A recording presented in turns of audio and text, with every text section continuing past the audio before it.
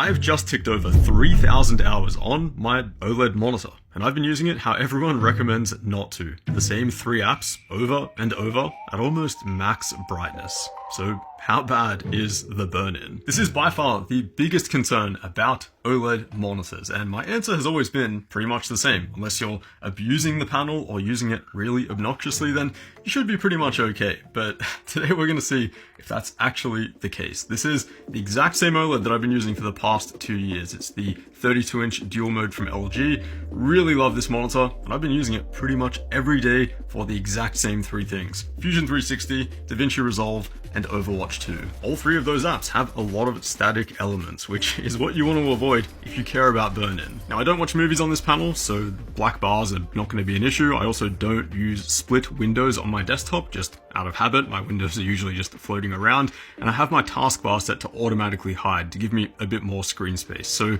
I'm not expecting any of the burn-in that you typically see from those few things. And as for the monitor settings, brightness usually sits between 80 and 100% depending on the time of the day, and I've left all of the burn-in assists turned on to their default settings. Surprisingly, that's nothing crazy on this particular model. There's no pixel shift at all, no screen dimming. It's mostly the automatic image cleaning that it wants to do whenever the screen is powered off. I've also set the display sleep in Windows to just 15 minutes. So how bad is the burn-in? Well, after 3,000 hours, if we swap to this full screen dark gray image, we can actually see a few things. Now, it's very, very faint, but the worst burn-in on this panel is in the bottom left-hand corner, right here, and it's from Overwatch. It's basically the health bar. This is a near white static element, so it's pretty much worst case. And yeah, I'd call this light burn-in. Definitely not something that you can see during normal use, and even cycling through these different colors and different shades of gray, you can only see it in some of them, and even still, it's really faint. And then switching over to a blue background, you can actually see the hexagon that surrounds your player card is also slowly killing the pixels in that area, but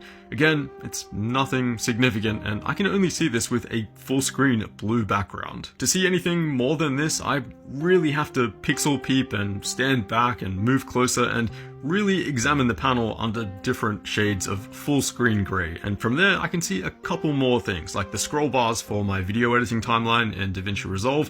They've slightly burned in here on the bottom right. The real question is though, can I see this burn in when I'm using my own apps and games day to day? And the simple answer is just no. Even with apps where I'm using a dark mode, but it's really like a gray background, and honestly, that is most of the apps I use, like DaVinci Resolve, Fusion, maybe Photoshop, Lightroom. They all have plain gray backgrounds, and I have not noticed burn-in once. Even if I try and look for it in these apps, I can't see anything. The monitor brightness has also dipped a little bit during this time, but it's nothing significant at all. The panel looks just as bright as when I first started using it a couple years back. So my thoughts on OLED monitor burn-in haven't really changed. I'm going to keep using this one the exact same as I was before. However, if you use these monitors incorrectly, you definitely can see significant burn-in. I'd always recommend using dark mode where possible. I'd avoid using Windows screen snapping if you're using multiple windows. Set your taskbar to hide automatically, and if you have a high contrast wallpaper, just set your monitor to sleep after a few minutes of being inactive.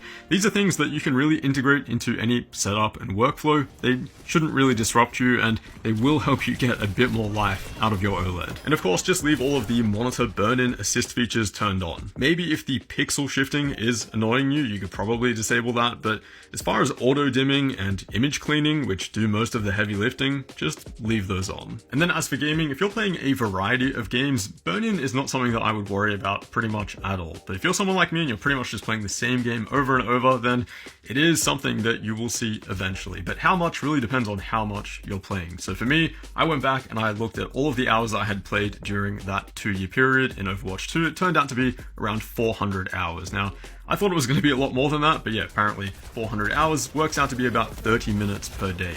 If you're averaging more than that, if you're averaging like 3 hours plus per day, you will see more significant burn-in than what I have here. I still think it's going to take even more than that though to get to a point where you're seeing like crosshairs and kill feeds noticeably burned into like your YouTube homepage on your monitor. Even then, you've got some pretty generous panel warranties offered these days, some of them up to 3 years, so you can always fall back on those. Something else to think about is, let's say I use this monitor for another year or two and then upgrade to something else, and the burn-in during that time probably gets a little bit worse, but probably, I mean, let's be reasonable here, not to a point where you can see it during normal use. I then pass this monitor onto someone else who has completely different use cases, plays different games, uses different apps, and that burn-in that we were seeing before now doesn't get any worse. Basically, I hear a lot of people say that these OLED monitors are ready for the bin like after 2 years, but that is just not the case. But yeah, burn-in is something that you'll have to consider when using an OLED, but if you're a similar use case to me and you're using it sensibly, then